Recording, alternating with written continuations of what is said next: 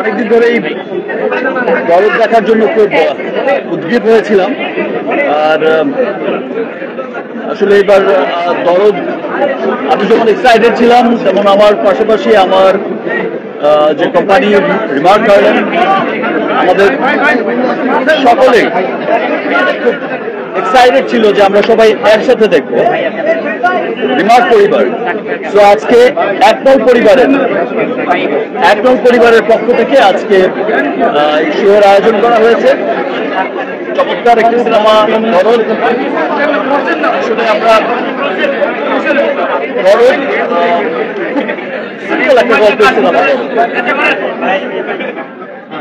বলবো না, আপনাদের চাই শুনবো, তাহলে একটু কোয়াইট হতে হবে।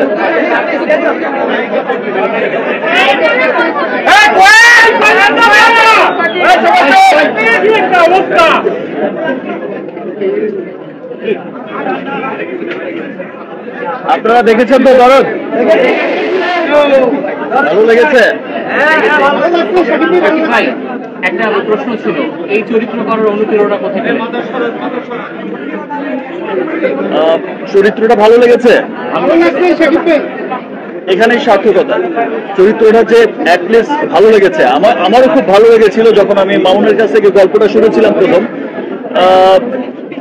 শেষের দিকে আমারও মনে হয়েছে বাহ, খুব চমৎকার স্টোরি। দরদ আসলে খুব দরদের একটা সিনেমা।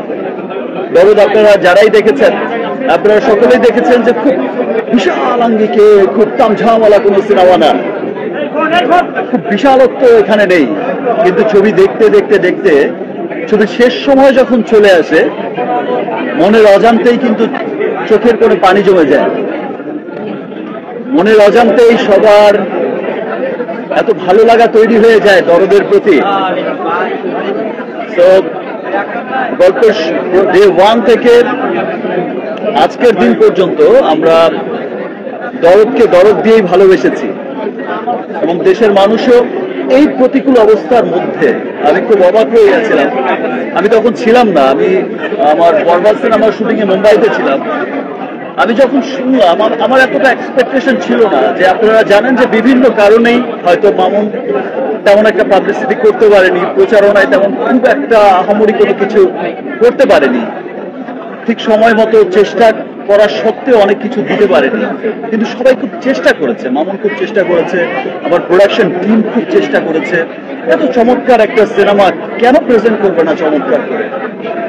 আমরা সকলেই খুব শঙ্কিত ছিলাম যে দেশের এই সিচুয়েশনে আসলে সিনেমা দেখার মুডে মানুষ কতটা আছে, বিনোদনের জন্য মানুষ কতটা উদ্গ্রীব হয়ে আছে, বা সিনেমা দেখার দেখতে কতটা আসবে বা কেমন লাগবে। বাট আমি যখন শুনলাম, আমি দেখলাম পরের দিন সোশ্যাল মিডিয়াতেও যে ফার্স্ট ডেতে 2024-এর হাইয়েস্ট কালেকশন, হাইয়েস্ট ওপেনিং ছিল হচ্ছে দরদের।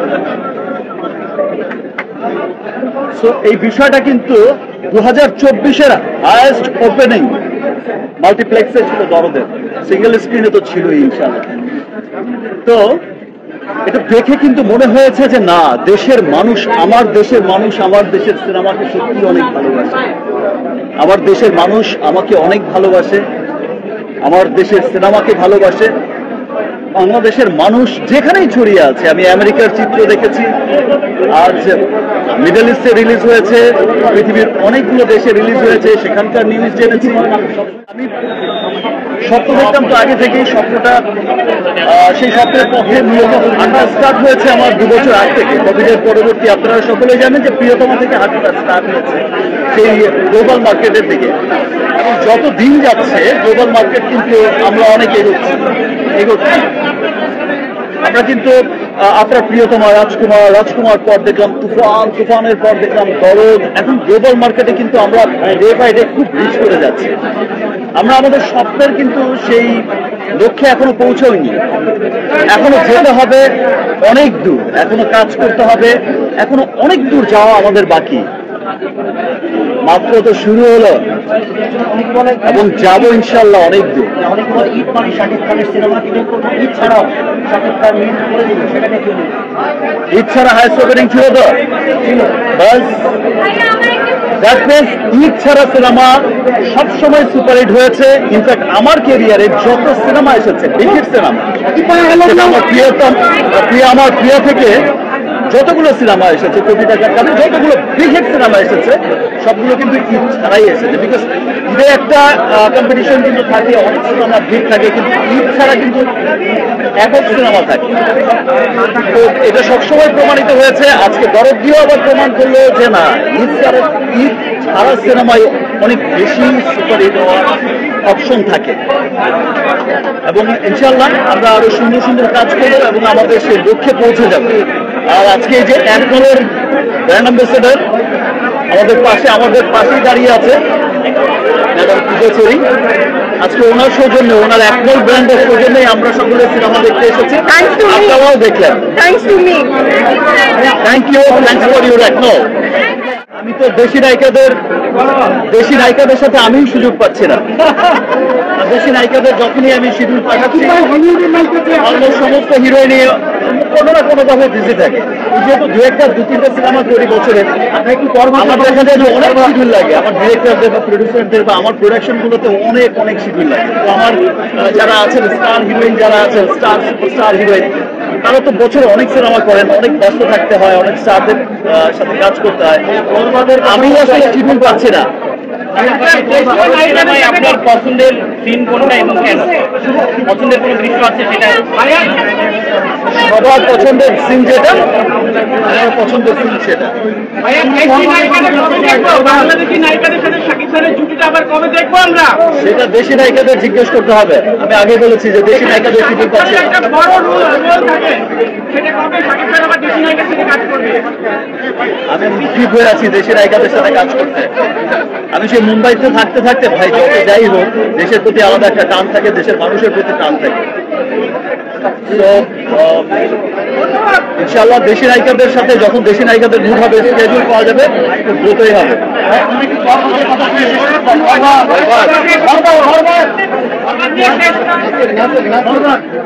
দরদ যেমন হচ্ছে খুব দরদের একটা সিনেমা, খুব ভালোবাসার একটা সিনেমা, এবং মামুন অনন্য মামুন তার সর্বস্ব দিয়ে চেষ্টা করেছে।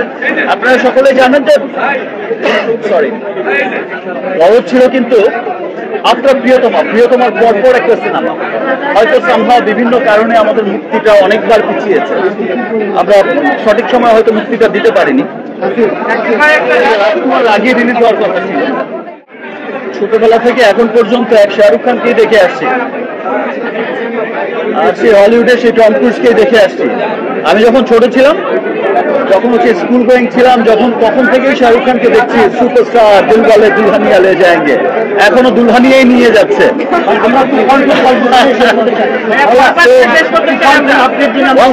Megastar, always megastar. আমি প্রতিনিয়ত আমি আমাকে ভাঙার চেষ্টা করছি। আপনারা সবাই দেখছেন যে আমার একটা সিনেমার সাথে আরেকটা সিনেমার কোনো মিল খুঁজে পাওয়া যায় না। আমি সবসময় নিজেকে ভাঙার চেষ্টা করছি। আমি আমাকে প্রতিবারই সামনে এগিয়ে নেবার চেষ্টা করছি। আজকে আমার দরদ যেমন দেখলেন, সবাই দরদ দেখে খুব ভালোবাসা দিচ্ছেন, হাইস্ট ওপেনিং দিয়েছেন দরদকে। দরদ পৃথিবীর যেখানে রিলিজ হচ্ছে প্রত্যেকটা মানুষ দেখছেন। দেখতে দেখতে দেখতে ছবির শেষ সময় এসে সবার চোখের করে পানি জমে গেছে দরদের জন্য। দরদকে ভূয়সী প্রশংসা করছেন আপনারা সবাই, এত ভালোবাসা দিচ্ছেন দরদকে। ইনশাল্লাহ আমার নেক্সট সিনেমাগুলো দেখবেন যে আরো অন্যান্য ডিফারেন্ট সিনেমা হবে, এবং সেই সিনেমাগুলো আপনাদের অনেক ভালো লাগবে।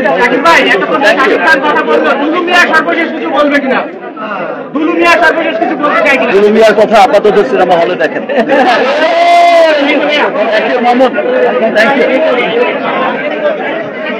Thank you.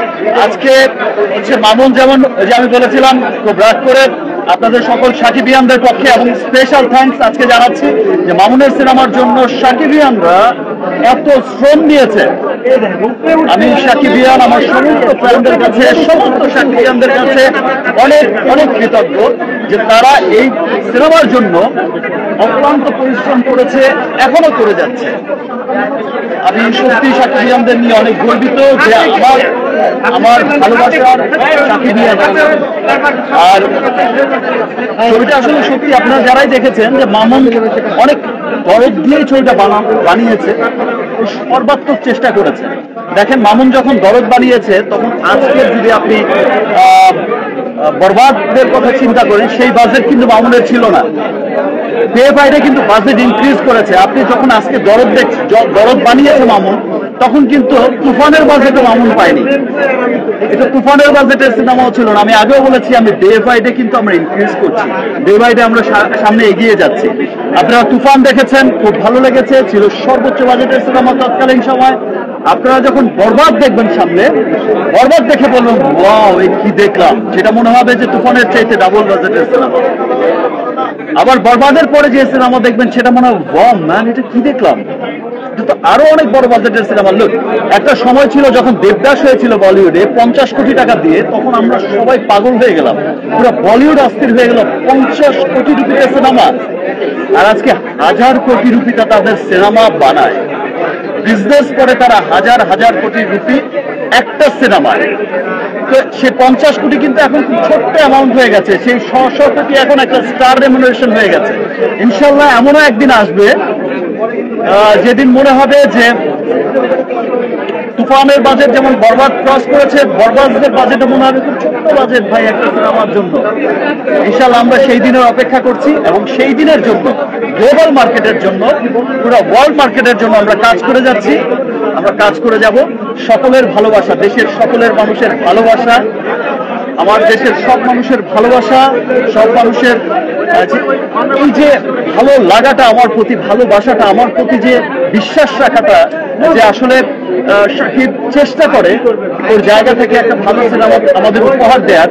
এই যে দেশ বিদেশে রিলিজের প্রথম দিনই যে সবাই এই এতটুকু বিশ্বাস করে, যে আমাকে বিশ্বাস করে ছবিটা দেখতে যায়, এটা আসলে আমার কর্তব্য। আমাকে আমার কর্তব্যের প্রতি আরো অনেক, আমি আমার কাছে তখন মনে হয় যে না, আমাকে ভালো কাজ করতেই হবে। সেটা যদি পুরো বছর হয় একটি সিনেমা, যে একটি সিনেমায় আমাকে ভালো কাজ করতে হবে, বিকজ আমার দেশের মানুষ, আমার সকল সাকিবিয়ান পুরো পৃথিবীতে ছড়িয়ে আছে যত বাঙালি, আমাকে বিশ্বাস করছে যে আমি একটি ভালো কাজ উপহার দেব। আমি আমার সর্বোচ্চ দিয়ে চেষ্টা করে যাব। থ্যাংক ইউ, আবার দেখা হবে। Thank you.